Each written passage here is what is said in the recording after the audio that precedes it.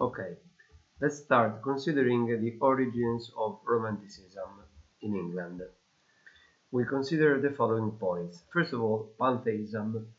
Pantheism is a philosophy of the 18th century which said that God is present everywhere in the universe, but especially in nature.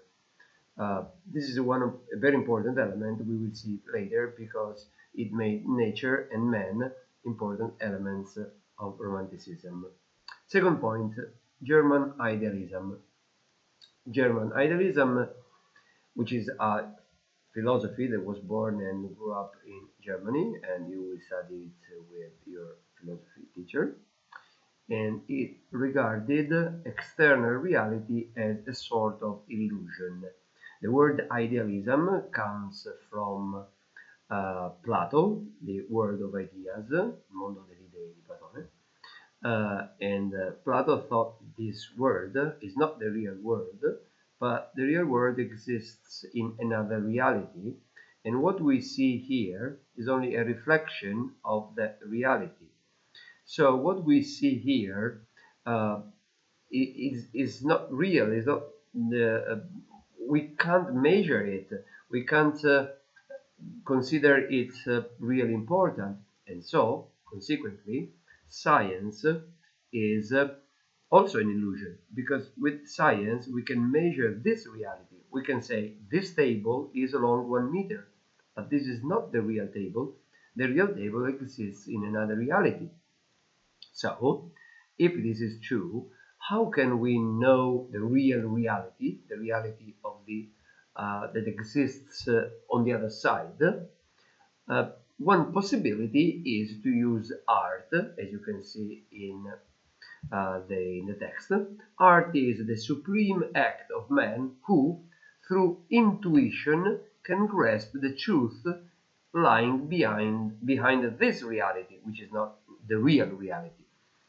And so this German idealism, part of it at least, gave an enormous importance to art, which became a means to understand the truth of the universe.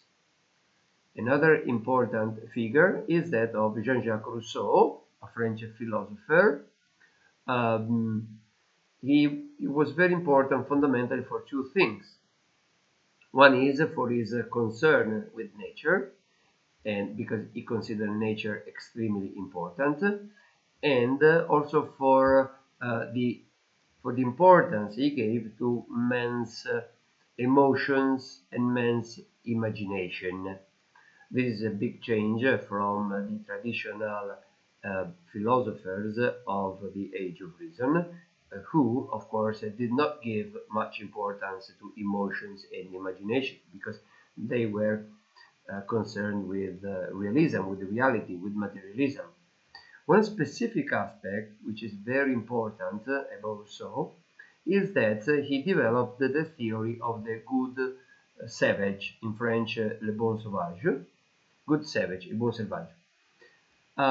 This idea started from the fact that he thought that originally man was good, and then the modern man is bad.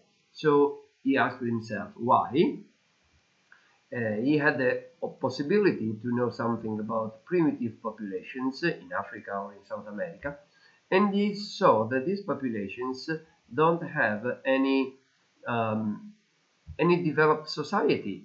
They live in a sort of anarchy, but at the same time there are no prisons, there are no crimes, and so he thought that these men who are primitive, they are much better than us. So what is the difference between our world and their world? It is society.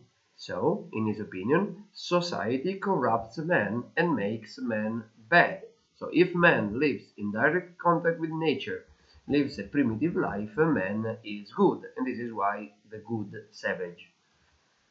Of course, this is not a realistic thing, because a society of anarchic society is possible if you have 200 people. If you live in a society of 60 million people like modern Italy, it is absolutely impossible. But this was Rousseau's theory. Of course, with this idea was linked to the opposition to Industrial Revolution. Industrial Revolution, the urbanization, and all these things, they are one of the consequences of modern society, and they are seen in a negative way as opposed to nature, because of course Industrial Revolution destroys nature. Another important literary movement that influenced the English Romanticism was a German Sturm und Drang, which means more or less storm and fury, and whose most important work is Goethe's Werther, that was written in 1774, but we're not really interested in that, don't worry.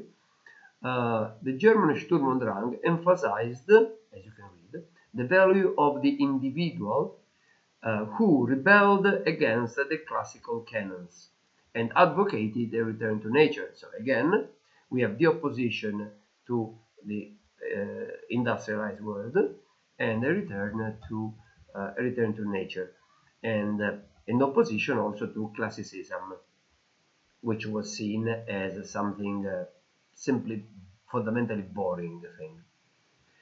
Last important elements connected to politics in this case were the American and the French revolutions. These two revolutions brought about new ideas of democracy, freedom, especially freedom against the aristocracy, and these ideas of democracy spread everywhere in Europe, and also arrived in England, because in Romanticism there is also this political element connected. Okay, this is the end of the first part.